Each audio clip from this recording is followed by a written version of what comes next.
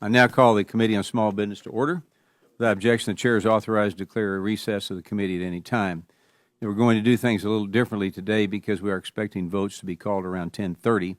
So we'll do our best to get through opening statements, introductions, and witness testimony before we recess to go vote. We will then reconvene when votes are complete and begin member questions at that time. So I now recognize myself for my opening statement. Welcome to today's hearing, which will examine how the federal government is tipping the scales against certain business online. I'd like to start off by thanking our witnesses for being with us today. Your attendance and input on these important issues is greatly appreciated. The online marketplace is essential for small businesses to generate revenue in the modern economy. Business owners use social media and online platforms to reach their customers, earn revenue from advertising, and promote products. Over a year ago, it was brought to this committee's attention that the government has funded certain third-party organizations which are making it harder for conservative businesses to succeed online. Now, when I first heard about this, it seemed simply un-American and against what we should stand for as a country.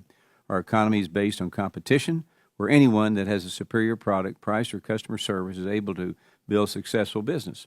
However, during this committee's investigation, we found out that this is no longer the case. The committee uncovered a vast network of nonprofits, research groups, and other entities that receive government funding with the goal of stopping misinformation.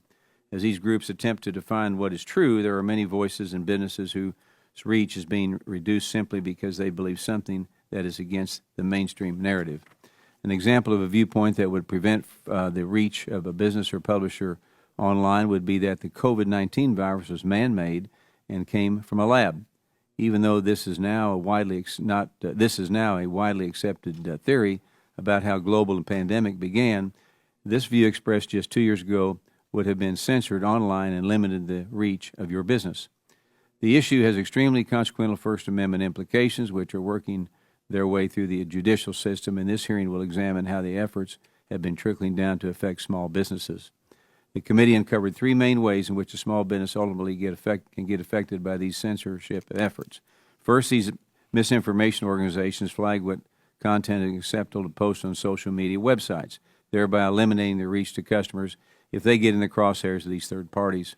Now, secondly, there are government-led pressure campaigns to remove certain businesses from online marketplaces, preventing them from selling their products over the Internet.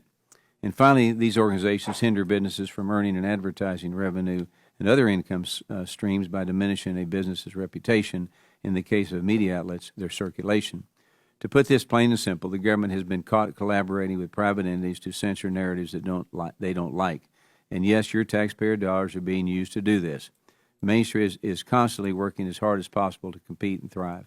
The emergence of online marketplaces has provided millions of small businesses with new ways to make money and reach customers.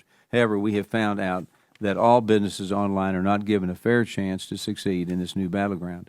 So if you do not agree with a company, the customer can choose not to do business with them. But when the government inserts itself into the process to tip the scales against certain businesses, it simply is unacceptable. So finally, I ask unanimous consent to enter into a record a statement from Rumble CEO Chris Pavlovski emphasizing the importance of free speech to not only this country, but the small business upon which our economy depends. So without objection, it's so ordered.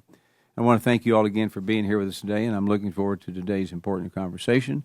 And with that, I yield to our distinguished ranking member from New York, Ms. Velasquez. Thank you, Mr. Chairman, and good morning, everyone.